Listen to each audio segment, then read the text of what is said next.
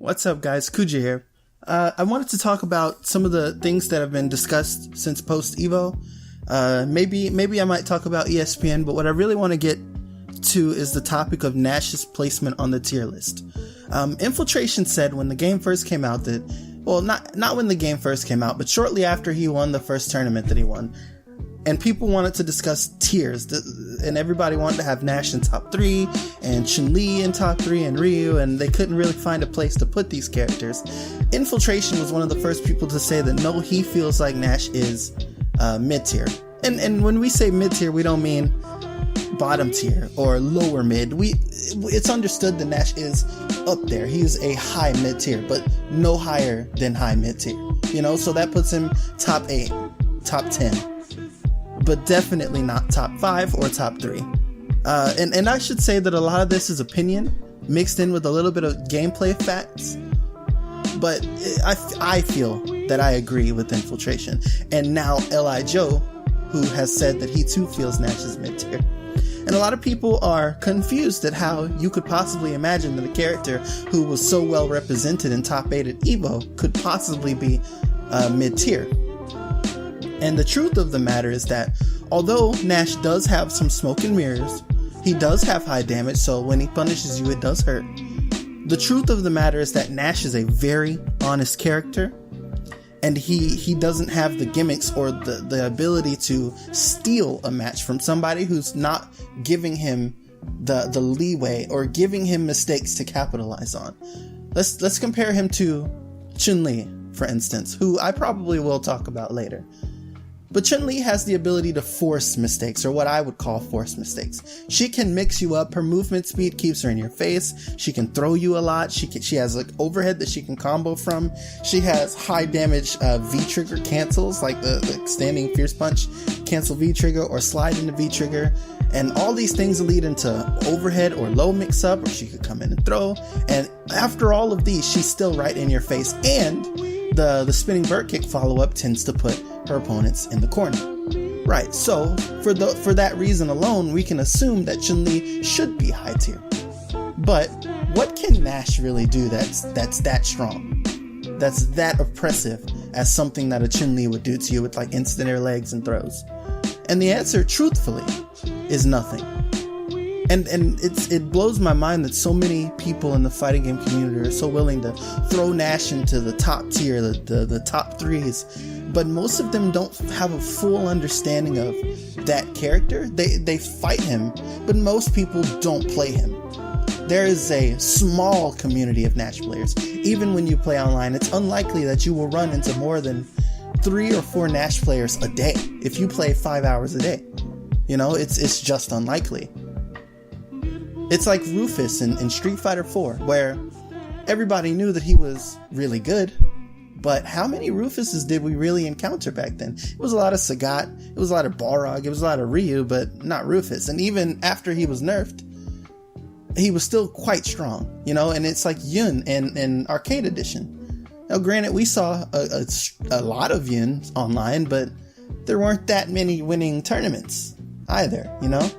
But moving on.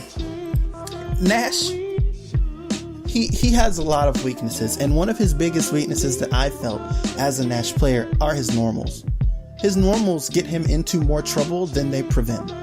It's very easy to just walk at Nash. It's very easy to jump at Nash for some characters like Balrog and Chun-Li, whose jump in fierce kicks tend to hit in the dead zone of most of his anti-airs unless he has meter.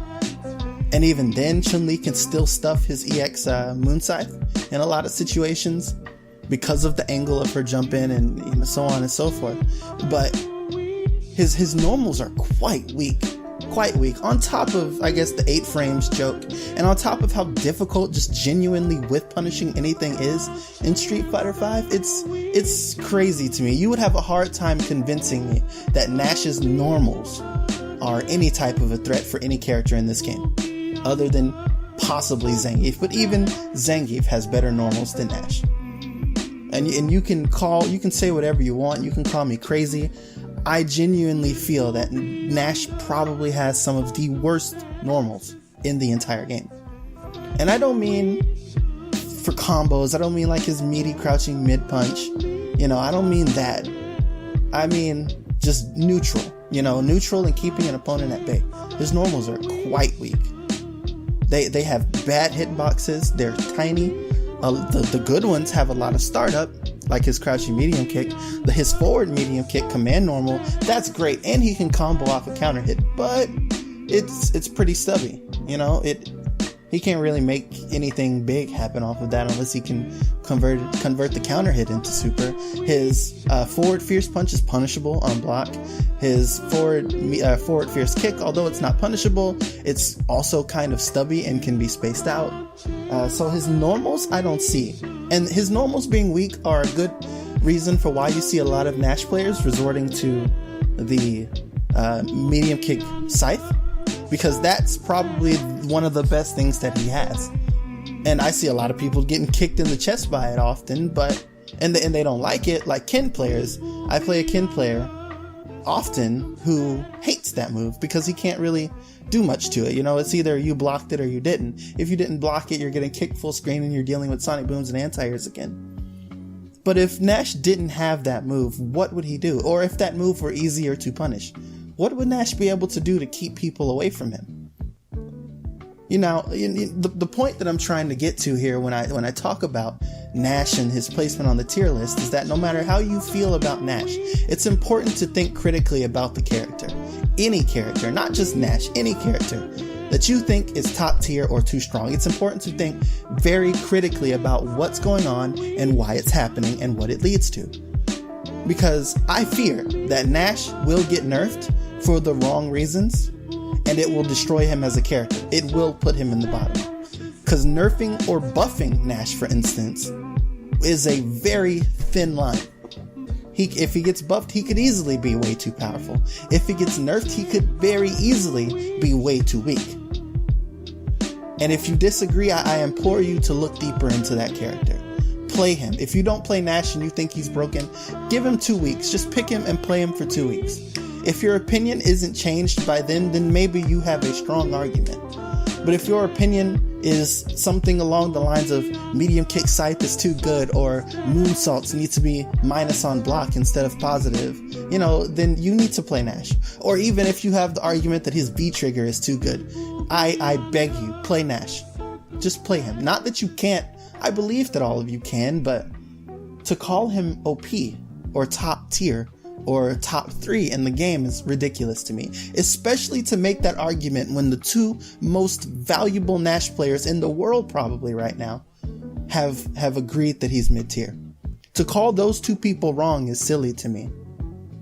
Not that they can't be wrong, but it feels strange that so many people are willing to outright disagree with and question someone like Infiltration who we've known to be credible in the things that he says about characters. This is a man who played Hakan in tournament, in finals. If we should believe anybody about a placement or a character's potential, it should be Infiltration, if not Li Joe. So this video has run a little bit long. Thank you to all the people that have listened to me go on. Please give me your opinions and your comments in the comment section, because I do want to have this conversation. I really think it's important that we have a lot of these conversations about characters and their strengths and weaknesses, because I think they make us all better ultimately. And in the long run, it'll create a more balanced environment, and it'll give our developers a chance to really see what we want from the game. Thanks for watching, and I'll talk to you guys later. Stand.